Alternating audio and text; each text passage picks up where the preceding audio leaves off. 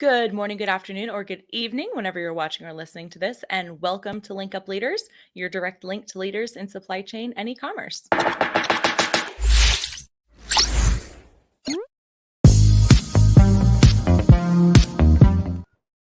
My name is Lisa Kinski. I'm your producer and co-host, and joined as always by Francois Jeffrey. Francois, good afternoon. How are you? Good afternoon. Yeah, wow. It's already 1:30. I feel like today just flew by. I'm doing well, though. How are you? I'm good. I'm making a mistake. I'm drinking coffee at 1:30. We're going to see what tomorrow is like. I'm one of those unfortunate people, for anybody listening, that I don't know. It's like the one thing that I can't control myself with. I have like one cup of coffee and then I end up having six and drinking it throughout the entire day just because I really do enjoy it. I don't like necessarily drink it for the caffeine, like the wake up properties of it. Not properties. I'm going to sound nuts. I swear it tastes different. I swear decaf coffee tastes different. I don't do decaf, so I'm sure it does. But I don't know. I feel like not many people. You put enough cream and half and half or whatever. You put it in like some sugar. I'm sure you can't taste the difference. I just do the creamer, but it's like sugary creamer. If you put enough frou-frou nonsense in anything, you can't taste the original drink. But anyway, so I drink it all day long and then I don't sleep. Then I come into work tired and upset because I got no sleep. And it's like, why didn't I sleep? It's like, because you drink coffee until 7 p.m. Like, you crazy person. That'll do it. That'll definitely do it. I'm sticking with the Panera Plus, I think. At least as long as I drive by a Panera on a daily basis, it's probably one of the best things ever. Just get that iced coffee in the morning, and it's like I might get like tea in the afternoons also. I thought I saw you with a tea like all free the other day. Yeah. So, yeah. I'll get a tea some afternoons. Like after you guys leave, I'll go out to Panera, grab a tea, and come back here, do a little bit of work. And it's like, you're saving $6-7 a day for a $10 a month membership. It's not bad, but I definitely want to get back to my mushroom coffee. Four Sigmatic is I was about to say, you're building a second brand deal over here. You're competing between the two of them. Who do you have a brand partnership with, Francois? Yeah. Yeah, Four Sigmatic is definitely the one that I would stick to no matter what. If I had the subscription coming here. I have it going to Pittsburgh right now, so it's I have a bunch of Four Sigmatic in Pittsburgh. Yeah, just move it. I don't want it. It's just that's more. Well, does Kate drink it? No, she hates it. It's the administrative stuff that I'm just not good at. So it is what it is. It's just like the small things like changing an address. I don't care to do. It is shocking to me that you feel. I've seen you go to the ends of the earth for what I consider to be minute, trivial nonsense, and you won't change. If it interests me. You love this coffee. You talk about it every episode. How does that not interest you? Yeah, but I don't know. I guess it's not interesting enough. I don't know. Oh my God. So you'll take a brand deal from them, but you won't get it shipped to where you're living. If anyone from Four Sigmatic ever reached out, I would ask them to keep updated on wherever I am, to get it shipped to wherever I am. And I'll keep promoting it. Maybe they can geolocate you by your Whoop, and then by the Whoop, pair everything together. Exactly. You have ideas. Think you have bigger. Ideas. But talking about making things simplified, I was checking out our guest's website, and it's something different in regards to just sort of how you approach sales and e-commerce in general. And it's funny because a big part of it is even working with creators. And I think even us here talking about content creators and hiring for content creators. Side note, if anyone knows content creators in the Metro Atlanta area, we are hiring at Noviland and Montkart. But the way that they're able to simplify it is just on another level, it seems. And it just sort of merges all of them. And it's sort of that perfect storm. So I'd love to talk to our guests a little bit more about what it is they do exactly and how this works. Absolutely. And that's why he's here. And that's why I picked this guest. I pick great guests. Have you not figured this out yet? Yes, you do. Today we have with us Rishabh Jain from Fermat Commerce. Rishabh, how are you doing today? Great. And I couldn't help but feel very energized by the coffee conversation earlier.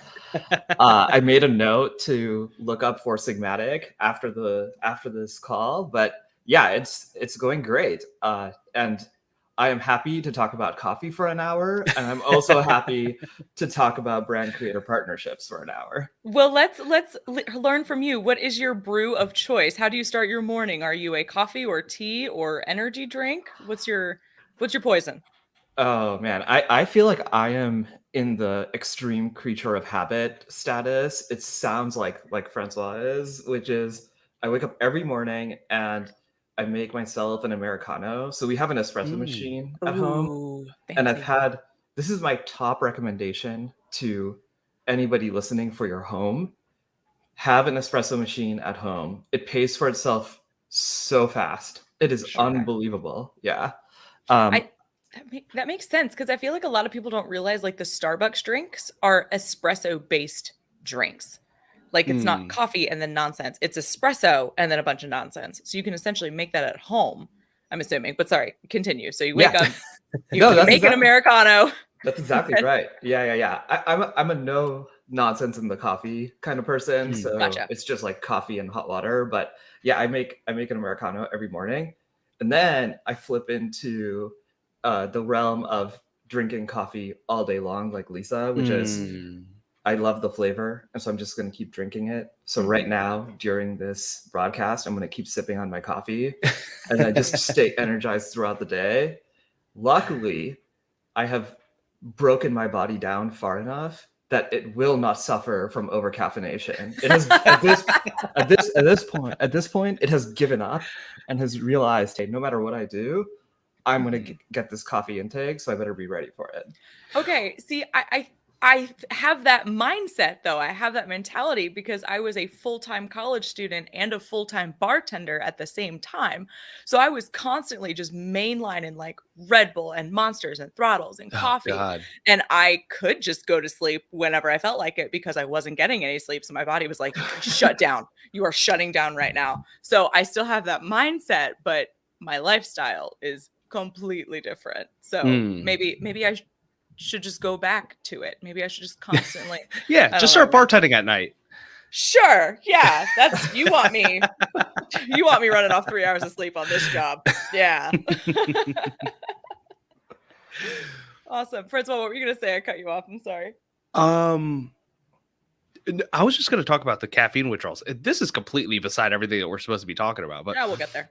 We'll get there eventually. It's remember, I don't know if you remember like 6 months ago when we were trying to get off of coffee, I was very much going through like caffeine withdrawals and like feeling the effects of, hey, I'm not getting the coffee in the morning and I feel it. Like I felt like my palms were sweating and it's just like, how productive can I be without the coffee? And I was like, let's just have one cup. And then one cup turns into, let's just get a large. Let's just make it a venti. Why not? Oh yeah. But no, or if you're getting iced coffee at Starbucks, you can get a Trenta, which is I didn't know that. Bigger. Oh, that's what I get at Panera, actually. Yeah, the 30. So good. Yep. Yeah. No, we do this every once in a while. Me more so than the others. Just like go periods without coffee, and I'll do the same thing with alcohol too. And sometimes I do them at the same time, and it's like I think I'm just like slowly torturing myself until I break. I don't know, but. Back on the actual discussion of today that we segued to and then immediately left turned. Rishabh, tell us about Fermat Commerce and tell us about your background first. Let us learn a little bit about you and then kind of lead into where we are today. Yeah, sure. So I guess I ended up in the e-commerce world through ad tech. So prior to starting this company, I was at a company called LiveRamp, which is basically a large digital identity B2B player. So what that means is we spend a lot of time helping people understand, hey, this consumer in the real world is the same as this person who is on this website, is the same as this person who's on this mobile device. And so, of course, the biggest use case of that type of technology is in advertising or customer acquisition, right? It's basically you're trying to help answer the question, if you have somebody who bought a shirt in store, how do you follow up with them and say, hey, we now have a sale on pants, right? And so this is sort of like offline to online retargeting or onboarding. There's various ways that people talk about this sort of work. And so while I was there, the second half of my time there, I was internally leading what was called our new business team. So we built 3 new businesses inside of the company. And that happened to be during the pandemic when the biggest thing that changed was e-commerce, right? And alongside that change in e-commerce, there were 2 things that underlying that dramatic increase in e-commerce sales that we noticed was like really interesting. One was the share of Shopify-based e-commerce was growing relative to Amazon. Now, of course, both were growing, but the share of Shopify was increasing while the share of Amazon was decreasing. And then the second super interesting thing was that creator-driven commerce was growing very quickly. So roughly this time last year, I think eMarketer put out a report saying that creator-driven commerce, it's already in the, sometimes called social commerce, it's already in the tens of billions of dollars in terms of GMV. And it was growing at roughly 40% year over year. And they had to revise that figure up from what they had thought the previous year. Yeah. Gotcha. And then I just checked recently again, they put out a new study and it looks like now it's going to grow 100% year over year. Jesus. This year.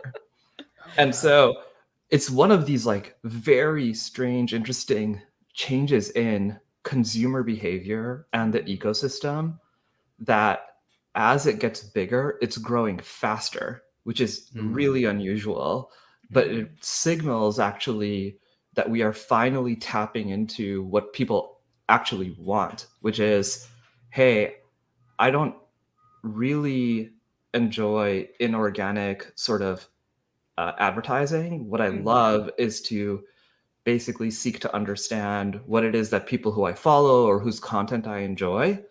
I sort of want that experience of shopping alongside the experience of content, right? And I mean, podcasts are actually like a really great example of this, right? We're here right now. This is content, right? This is like really great content. This is, you guys are creators of this content in a B2B context.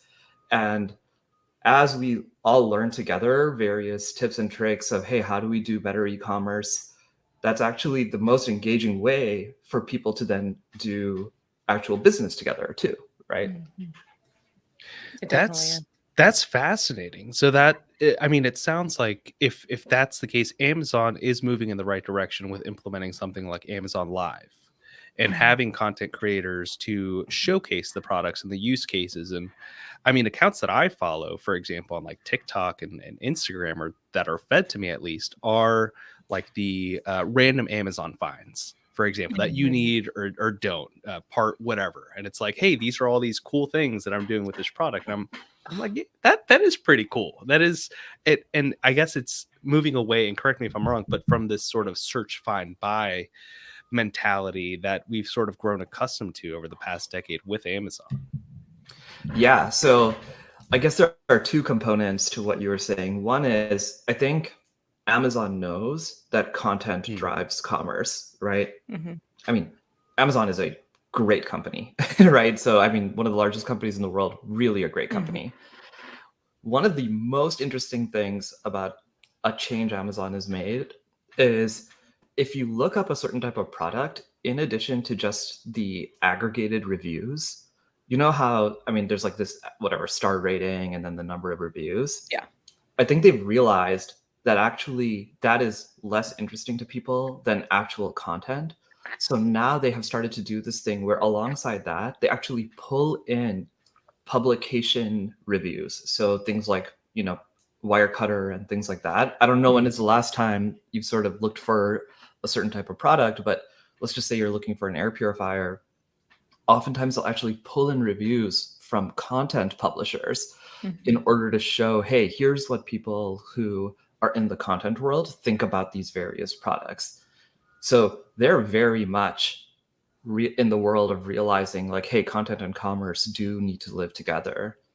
Equally, they're doing things like creator pages. So creators can actually host their own page on Amazon and then drive transactions there. I've seen a lot of that. Have you? I haven't Yeah. seen that. I like, we've definitely seen like the publications and the articles, kind of like what Eric and Maya and their team over at Seller Right. Rocket do, coming up on those listings. But I haven't actually seen like the creators coming up with stuff. They're pretty damn awesome. They're pretty sophisticated too. It's like they have Really? tiers and categories within these pages that you could go to, and it's like, Oh, hey, wait. I categorize this by home or by kitchen or by bathroom, and it's pretty cool. Yeah, that's Yeah. such a lie. I have 100% seen that. It just didn't occur to me. I didn't think about it in that context because I've seen like, and I think we can go back and just get like a broad definition of what a creator is too, because I think it is a kind of a broadly used term. But there are some accounts that I follow on Instagram, and one of them is like mid-sized fashion, and she'll show like all these different pieces that she got. She said links to my like Amazon store or my Amazon Right. list or whatever in my bio. So that would be like the creator like storefront essentially. Yes. Oh, okay. I think, right, Rishabh? Right? Are we Yep, right? Yep. Okay. That's exactly right. That's exactly right. Awesome. That's exactly right. So the really cool thing about this trend is just what it teaches us about what consumers like, right? And so that's like, that I think is the really big thing to pay attention to. Is it is reasonably clear that people actually enjoy listening to the content of creators, whether it's a large publisher, so like a very large creative group, or a single individual, like the individual that you were talking about, who is like categorizing various items by home or by fashion or whatever it may be.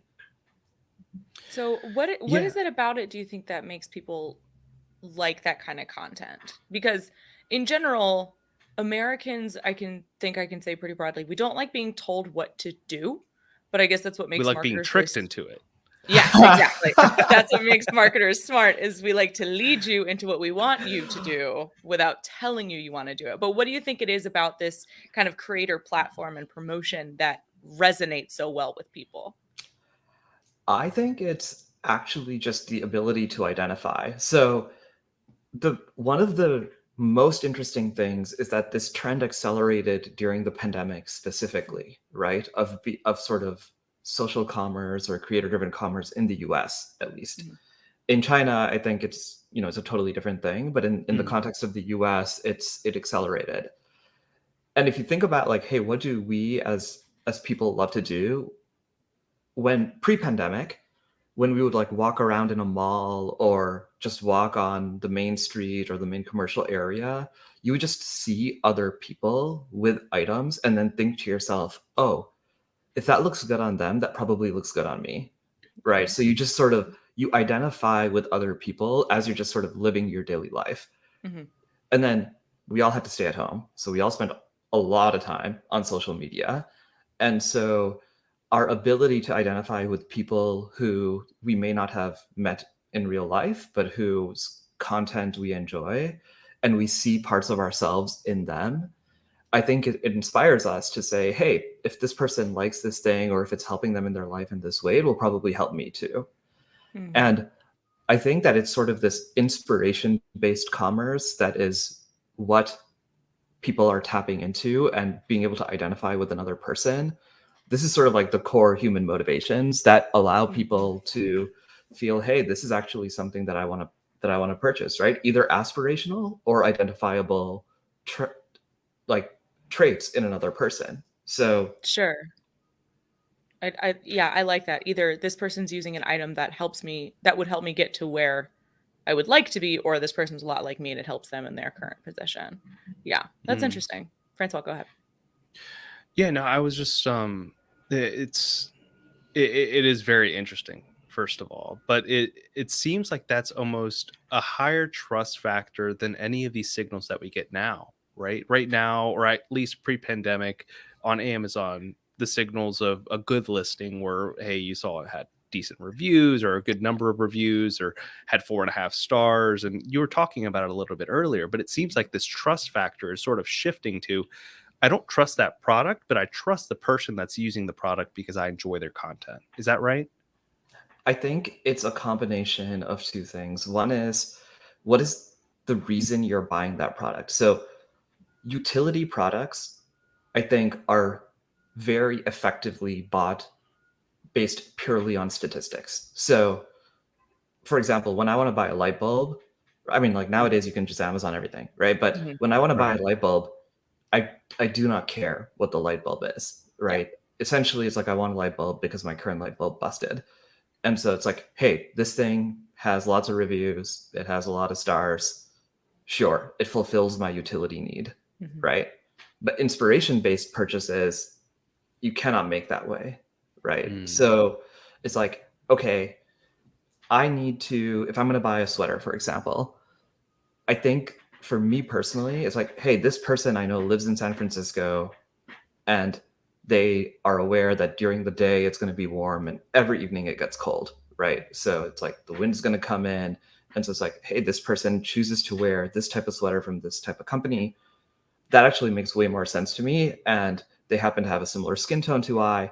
And so, and it looks good. So, that's more sort of inspiration-based purchasing where it actually matters to me. I need to be able to identify with that person. I need to be able to identify with why something either looks useful or looks good. And therefore, I want to be able to buy something like that. So I think that there's a divergence in the types of purchasing that will happen, whether it's a utility good and therefore the type of trust that you require can be statistical, or if it's an inspiration-based good and therefore the type of trust you require is personal. They can be layered too, though, right? Like I can't think of any time that I've seen a brand deal with anybody for like Lowe's or Home Depot. But if you're going to the Lowe's or the Home Depot for your 2x4s and light bulbs and faucets, I don't know, anything else, it's like, okay, these are very utility product needs. But if I have a particular affinity for Tim McGraw is the first person coming to mind, and he does a brand deal with Home Depot, and it's like, well, I'll probably think of Home Depot next time because I'm inspired to shop the same place that Tim McGraw shops because he has a beautiful home, that kind of thing. Exactly. So actually home goods is like beauty and home goods are like amongst the top categories where people make inspiration-based purchases. So you see, hey, that home, that living room looks incredible. I want my living room to look like that. And then you seek to understand where are those products from, right? Oh, that rectangular glass coffee table, that is really beautiful. It'll look great in my living room because I have similar couches, right? And so now you're identifying with the person and the content. And then, yeah, you will absolutely make a purchasing decision based on that type of content. And do you see video content performing better than static?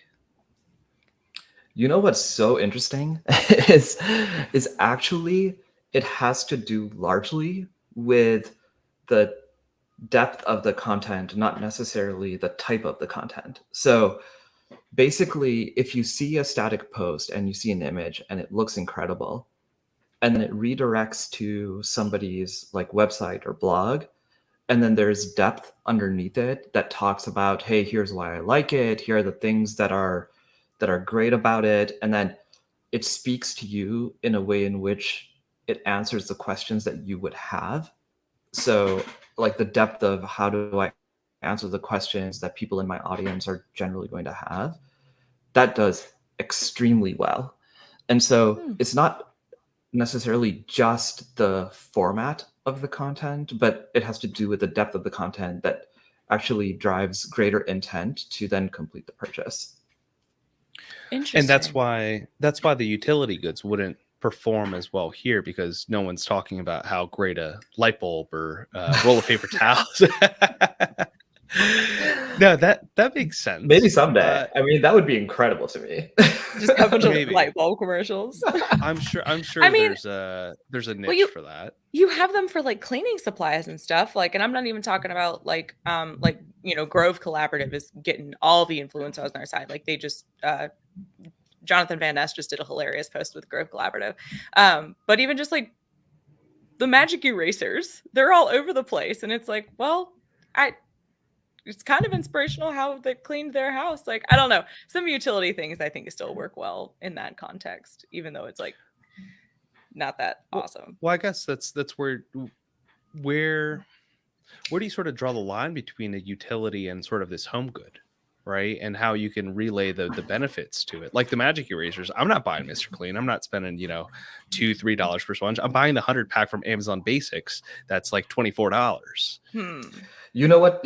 I think this is like exactly how the line gets drawn. It gets drawn for each person. And that's Okay. like the absolute beautiful thing about this is like what's utility to you is inspirational for somebody else, right? And so like every person has a different point at which the line gets drawn. So like for me personally, it just happens to be the case that my inspiration purchases are largely clothing based, right? So like this sweater is from this brand called Marine Layer, which I like love this brand, right? And it is purely inspiration-based purchasing, right? So like I would never buy a sweater off of Amazon, right? Because it's just like I care how it feels, I care how it looks, right? So for me, the line is going to be in some particular location, and for other people, the line is going to be in a different location. And I think that that's what gives opportunity for basically brands, creators, and the audience to seek to understand like, hey, how do we triangulate on where are the people who want to be inspired about a certain type of purchase? And then where are the people, like, I as a brand, do I actually want to be viewed as a utility, right? And is that actually better because the audience size is going to be massive if I'm viewed as a utility? And yeah, like Amazon Basics, right? I'm just going to Amazon Basics it. It just needs to be good enough because it's a utility. Yeah. I think it's funny, like how every episode we just keep driving home the fact that like Lisa and Francois are completely different consumers in every way. It's so funny.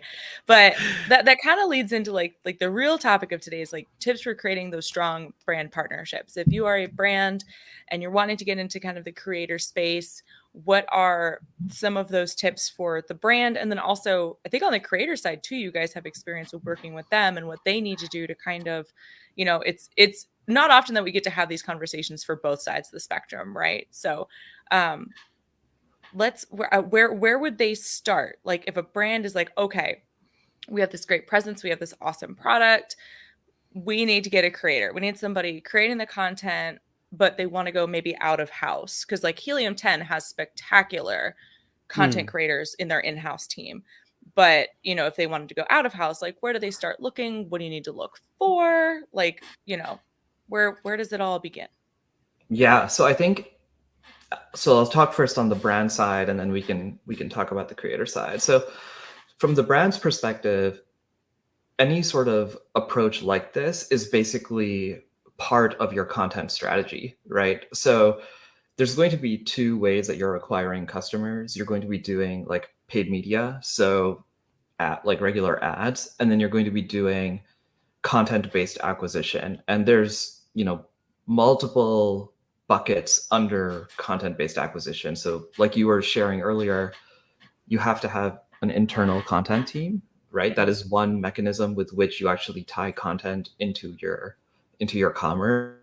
And, it's funny on Twitter, I think one of the tropes these days is every D2C company is now a content company. So I think everybody understands this at this point, that you really do need to have a content strategy internally and have some sort of way in which you are helping inform customers of yours how they can solve various problems and where your brand may fit in, right?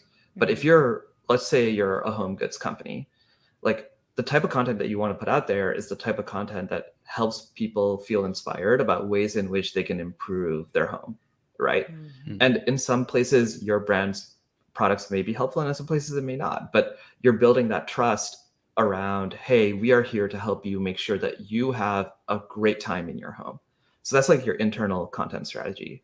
And then you have your external content strategy, which is a combination of like traditional media and then content creators, right? So individuals who we are calling in this conversation creators, some people call influencers, right? I think, their work is creative work. So I personally would only ever think of them as creators.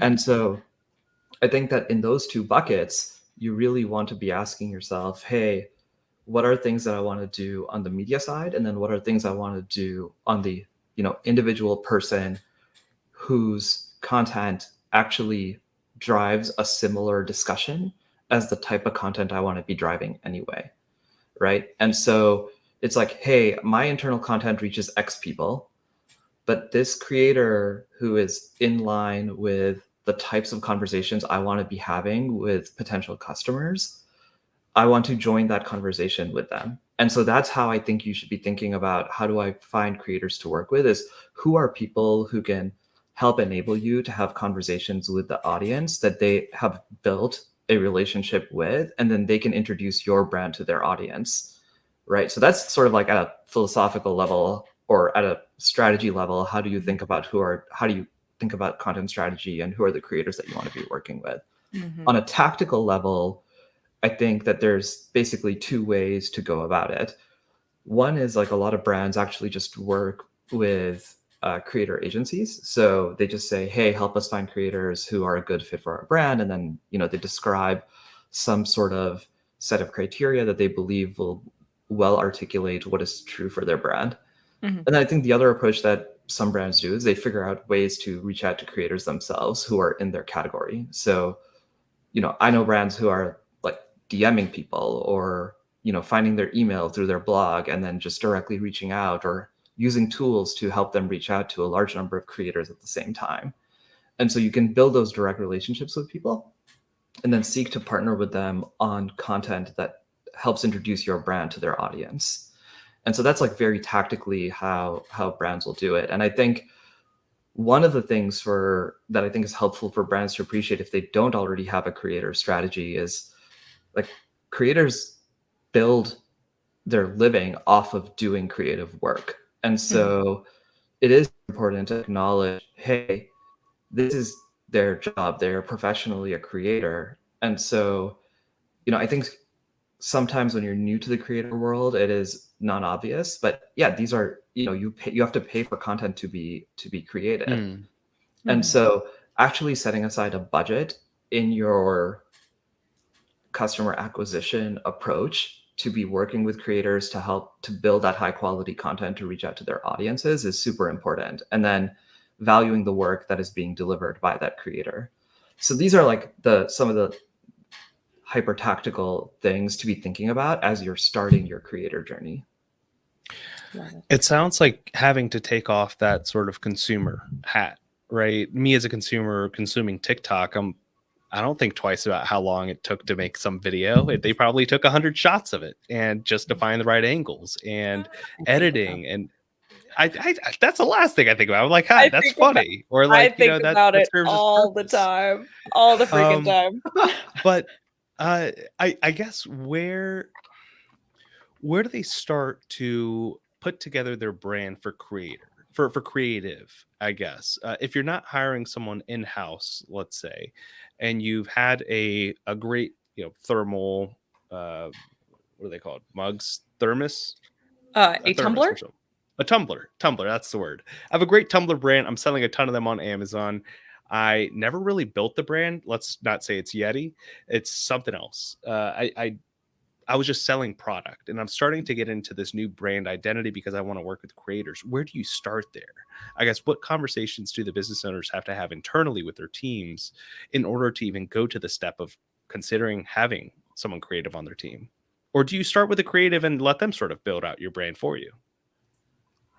So generally speaking, most people who we work with have a notion of like what is the brand promise that they are trying to make. So unless you're very much on the sort of like, hey, we just want to be a hyper utility and sell through Amazon, most brands who are selling direct to consumer in some capacity, not via Amazon, has some sort of brand identity that they are trying to share with their customer, right? So it could be, hey, we are eco-friendly, or hey, we only use natural ingredients in our beauty product, or whatever it may be, or it's only vegan products in our beauty products, right? There's like a large number of things that nowadays brands are attaching themselves to. So there tends to be something that is present already. It is very rare that there isn't something that's already present. And that tends to be sufficient actually to find a creator who has an association or an affiliation with whatever is at least that starting nugget. I think from there, allowing the creator, I mean, there's a reason why they have like 100,000 followers, right? They're good at telling the story, or whatever story they're choosing to tell on a daily basis. Right. And so I think like offering to them like, hey, here are just some safety things. So here are safety things that we want to be cognizant of. So for example, I mean, I don't know of an example where this has happened, but arbitrarily, let's just say, hey, we don't want our product to be next to a gun, right? So if you happen to have guns in your home, like, please just don't showcase the product next to guns, right? Now, again, I've never seen this happen, but there's like some like guidelines that you want to draw that allow you to make sure that you're actually sharing a really good story. And then I think outside of that, I've seen it work really well where the creator is telling an authentic story on behalf of the brand. And then they generally speaking, in these partnerships, you do actually want a back and forth. So even for the creator, it's like getting feedback on, hey, this is actually a very well told story, and sort of sharing the content with the brand before it gets posted. It tends to be the case that actually both sides are trying to do the best possible job, right? They want to tell a great story. They want to engage the audience. The creator wants feedback on, hey, do you find that this is what resonates well with your customers? The brand wants to understand, hey, do you find this is what resonates well with your audience? And then I think that if that communication and that collaboration is great, then it's actually not that hard to have those stories start to get created in your partnerships between brands and creators. And then I guess you could take that similar strategy to scale up your creative content. Exactly. Okay. Now, how does this tie in with what it is you guys do on the creator side? Because I know when I was seeing your website, it's fascinating, by the way, what you guys are doing. It's if you're trying to get rid of, and correct me again if I'm wrong, because I'm wrong a lot, but it looks like you guys are trying to get rid of sort of this traditional path of, here's my affiliate link, or here's my referral code. And it's like this added step that you have to go through almost, and just allowing them to, well, I'm not going to tell it. You tell. Hey, I mean, if our website is doing a good enough job communicating the story, then that's great, you know? I think like really what we learned was sort of rewinding back or echoing back to something we talked about earlier, that depth of content is where intent gets created. So basically it's like, hey, you get initial inspiration from seeing a post or a short clip on a social channel, and then you click on it and you want to see some additional information about how does this person use this product in their life, right? And sort of the content generally is talking about how they're using it in some particular activity that they happen to do in their life. And so this is on the creator's own website at this point. At that point, what tends to happen is like the person now is inspired to purchase the product, and you then, generally speaking, you click on a link and you get taken to a like standard product description page of that particular product. And I think that the disconnect that we saw was the context within which the purchase intent was created is disconnected from the actual purchasing experience on the brand's website. So when you go to a product description page on a brand's website, it tends to be agnostic of where you came from, right? So a product description page is like, it stays the same whether you came from a Google search, whether you came from a review article, whether you came from creator content, whether you came directly, right? It's just agnostic of where you came from, right? I mean, there's like lots of good reasons for why it looks the way it looks, but it isn't within the context of the person who got there.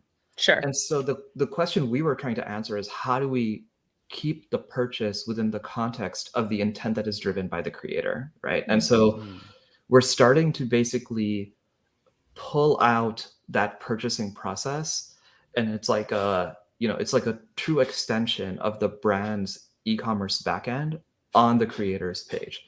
And so when you purchase the product, you want to be able to do it within the context of where the inspiration is happening. So now you can complete the purchase on the creator's page and have all of this support and fulfillment of what you would expect from an e-commerce brand, right? And that's really the key, is that was the disconnect that we wanted to close. And so are you seeing brands work with the creators on this side to sort of find out more of the qualitative data of what helped them convert? Of, hey, we saw that you had a blog and you talked a lot about these key features. And are you able to create, let's say, a survey to find out which of these key features the customer that went through your website really likes, so we can incorporate it into our listing on our agnostic page? You know what's like so cool about your question is it's like exactly spot on, not only for the brand, but also for the creator. Right. So again, like if we sort of roll back up, both the brand and the creator are actually now aligned, right? By virtue of putting the shopping experience on the creator's page, there is both feedback alignment and economic alignment. So both the creator and the brand want to ask the audience, hey, what was the most engaging part of this content and of this purchase experience? From the brand side, it's reasonably clear you get more sales. From the creator side, it's because now they have an enriched content experience that as they learn, hey, what actually drives the highest engagement, they can continue to double down on that mechanism of growing their content and growing their audience, right?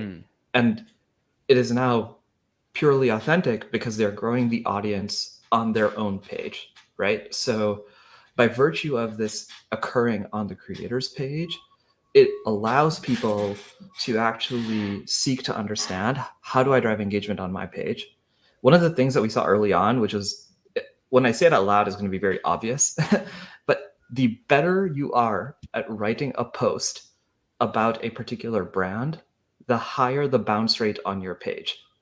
So in today's world of link outs to a brand's page, right? Let's just say let's just make up some totally unrealistic number, but let's just say half of the people who read this, like, just cannot help themselves. They have to go buy this product now, right? That means that now half of the people who have visited your website are bouncing, right? Because they click on the link and then they go to the brand page. Right. Right. And so the better your content, the higher your bounce rate. This is like untrue of any other type of like thing that happens on the internet. So it's counterintuitive almost. It is, yeah. And so exactly. Are you being docked, do you think, SEO wise, by Google seeing, or anyone, I don't know where you're keeping or housing these, but them sort of seeing this and doxing you for having such a high bounce rate? Well, the bigger problem is that as a creator, you don't know if your bounce rate is high because your content is amazing or because it's not amazing. So think about the feedback process of somebody whose job it is to make content, right? Generally, if your content is great, your engagement rate is high, right? But this is like turned the feedback process on its head, because now if you have great content, your bounce rate is high. And so now you have no idea what is performing, what's not performing. And so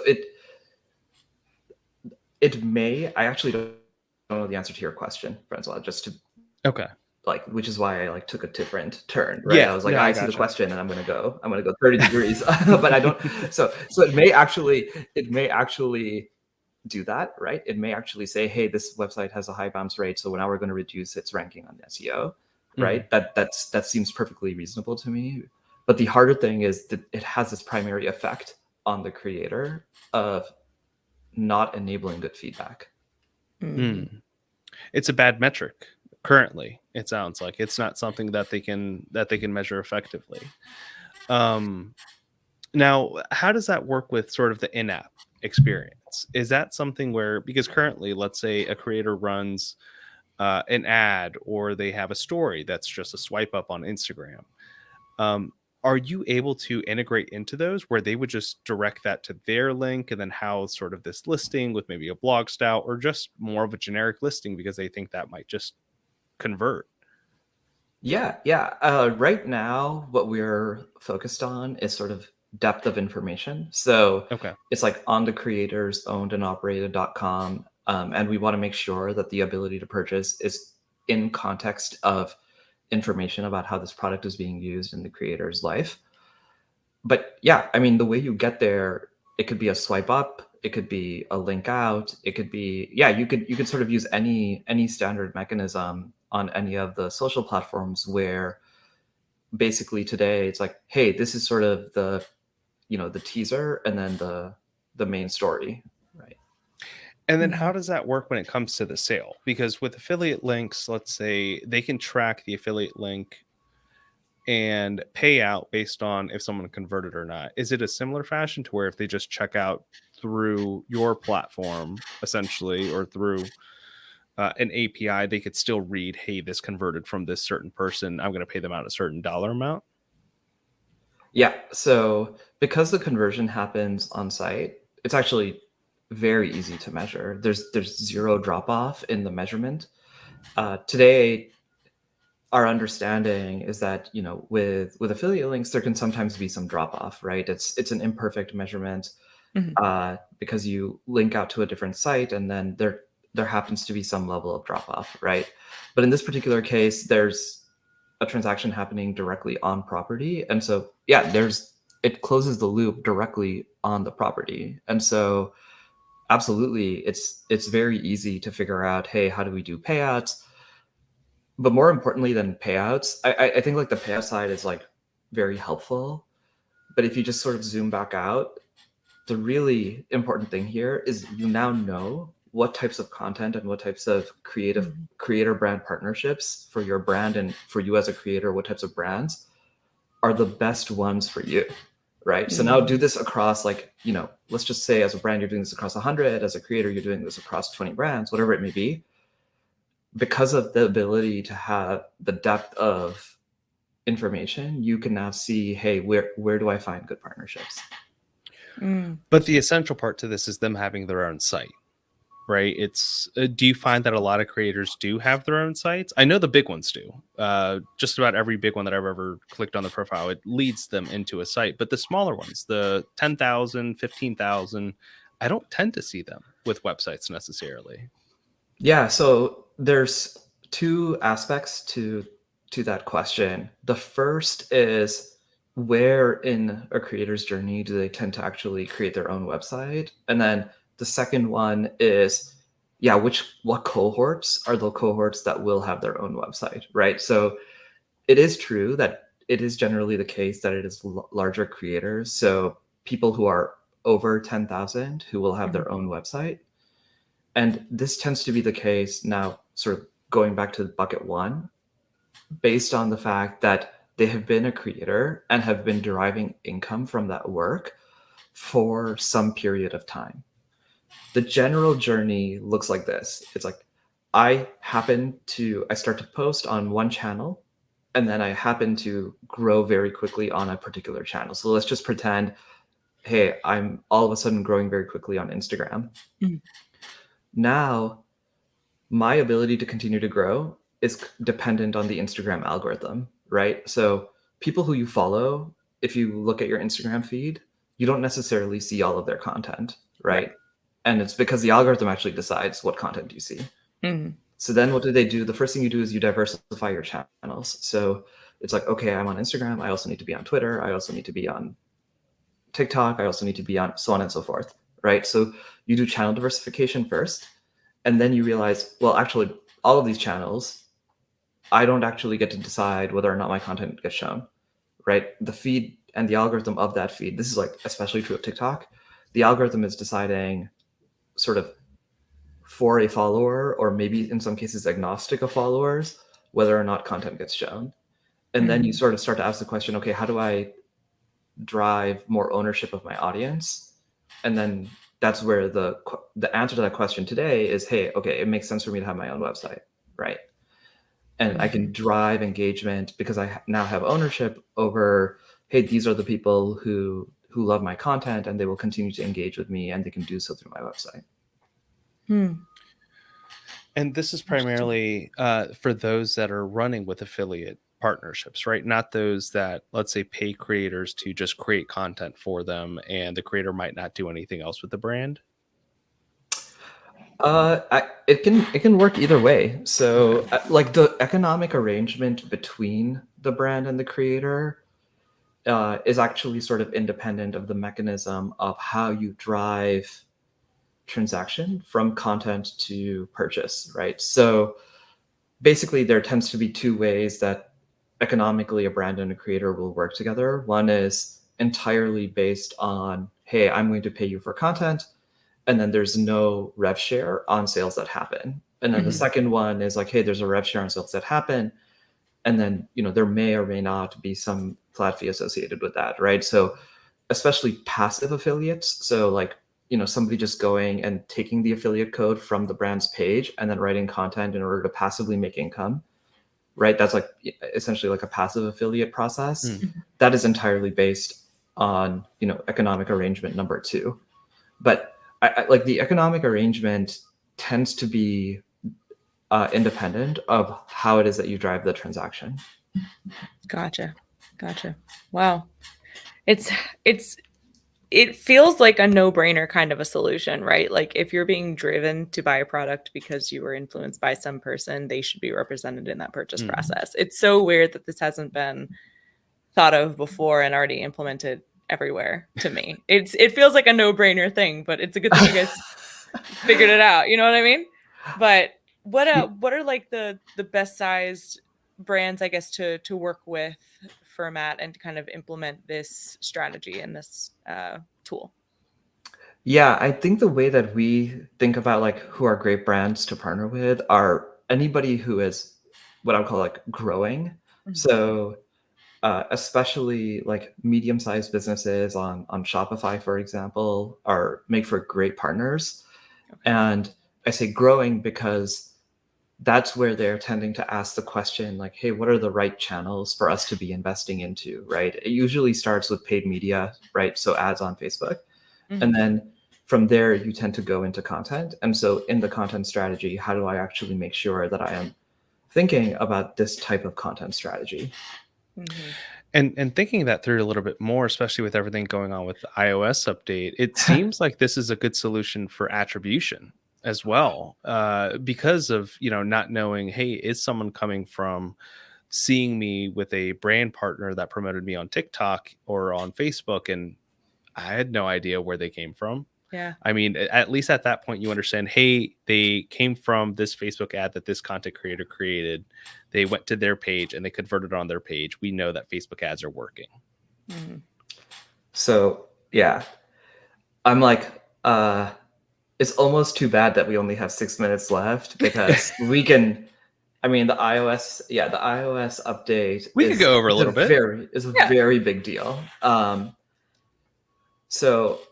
So this is sort of harkening back a little bit to my sort of prior training. So at the company that I used to work at, we like really understood the digital ID ecosystem, right? So actually the iOS 14.5 update was like, to us was like, it was like plainly obvious what was going to happen, right? And the reason is because actually this started a few years ago. So Safari cookies have always been very hard to track. And so Safari CPMs for a long time have basically been 30 to 40 cents on the dollar for a Google Chrome CPM, right? So when you're running paid ads, Safari tends to perform much worse than Google, right? And it's because Apple has been basically doing this privacy movement for a long time. And the first place they did that was through Safari cookies. So when this iOS proposal came out, it was like, okay, we know that this is going to create a big problem where you're not going to be able to track people. And tracking people not only creates a problem in attribution, but it creates a very big problem in targeting. Because basically the single most effective way that D2C e-commerce brands advertise today is they put a Facebook pixel on their website, and then that pixel feeds information back to Facebook to say, find other people that look like the person who just purchased the product, right? That is the single most effective. That's how every D2C brand that went public in the past 2 years, basically over the 10-year period where this Facebook play worked effectively, that was a big reason why those companies were able to grow so effectively, right? Is because you were able to find other people that looked like your current customers very effectively. And so this lack of information is not a problem only for attribution. It is a very big problem for targeting. And it's only going to get worse, because what is happening in reality today is that the only place where it's getting enforced is Facebook ads. There's a lot of places where the policy is not getting enforced, and there's tons of articles that are being written about this. And so as enforcement heightens from Apple, it will continue to get harder. And then Google Chrome is going to remove access to the third-party cookie at the end of next year. All of their announcements, and they're starting to put out other mechanisms that will help advertisers continue to advertise, which are based on a different set of principles that are not tracking on an individual level based. And so between those two things, it is more important than ever for brands to be thinking about how do we create channels where intent and transaction happen within the same channel. So that way I can close the loop, not only for attribution, but also for targeting reasons. That is absolutely going to be a very big thing that happens over the next 18 months. Yeah, I heard Apple was moving towards, and it might have been a project they were working on, but towards localized data storage, where they were trying to, or working on a project where they can store all of your personal data, everything that you visit, just on your device, where it doesn't go out into the World Wide Web and all the advertisers can get access to it. But it sounds like what everything's moving away from is advertising and more towards like salespeople, and creators are essentially your salespeople, right? At the end of the day. Yeah. Or, I mean, I think it's, part of me hopes that that's not where it goes.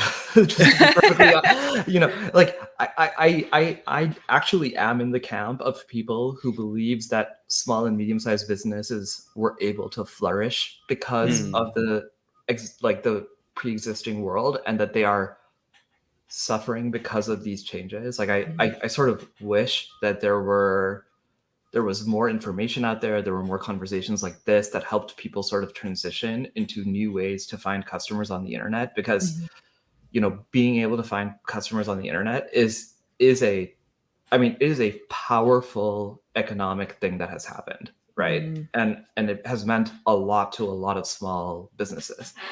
And so, yeah, my hope is that over the next 18 to 24 months, not only do we continue to have ways to acquire customers, but yeah, I think content is a very, very powerful way to find people on the internet, right? And actually to have people organically come to you, because when you are, just take, for example, a search that you type in, hey, what is a good sweater for me to wear in San Francisco?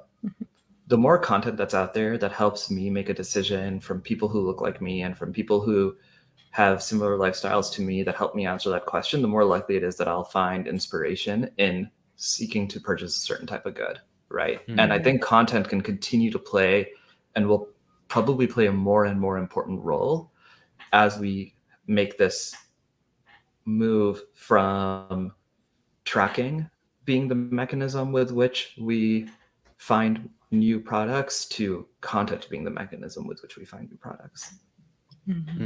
Well, we'll have to, hopefully we're still doing the show, chugging along, and we'll have to have you back in 18, 24 months and see what changes. We'll replay this and then be like, in all a right. year, 100% growth. I mean, if that's actually the case, I mean, you're in a very, very sweet spot. That's true. I hope so. And I mean this genuinely. My hope is just, we want to help brands and creators form the most authentic and best partnerships that they can to serve their customer and audience, right? And it's like these projections from like these studies and things like this, 100% growth. Like, the question to me is, how do we play a useful role in something that very clearly consumers want anyway, right? That's like the sort of simple way that we think about it. That's awesome. And if anybody's interested in learning more about Fermat, you guys can visit www.fermatcommerce.com. That is spelled FERMAT, commerce.com. Rishabh, thank you so much. This has been such an awesome conversation. I knew this was going to be an interesting one. I knew you're going to like this one, Francois, because it's I don't know, it's like the second half of it. It's of like the creator thing. I don't know. I like it. I like it a lot. The concept of social commerce, it's growing. It's not, like you said earlier, it's not anything new, especially in China. They have hundreds of phones. They're walking through malls, live streaming, and just like showcasing products. I mean, it's new to us here, but I mean, with us being one of the largest consumer nations in the entire world, if not the largest, I mean, it's going to be huge. So I'm excited to see what comes of it. Definitely. Thanks. Yeah. And thank you guys for having me. This has been awesome. Thank you so much for your time. And thank you to everybody who tuned in. If you guys liked what you heard today, please be sure to give us a thumbs up, comment with your thoughts, share the show with your friends, subscribe to the show, and be sure to turn on those notifications. And that way you never miss a conversation with leaders in supply chain and e-commerce, like Rishabh Jain with Fermat.com or Fermat Commerce at fermatcommerce.com. Awesome. Thank you, everybody. We will see you guys tomorrow with another episode and then again on Monday. So chat with you then. All right. Bye, guys.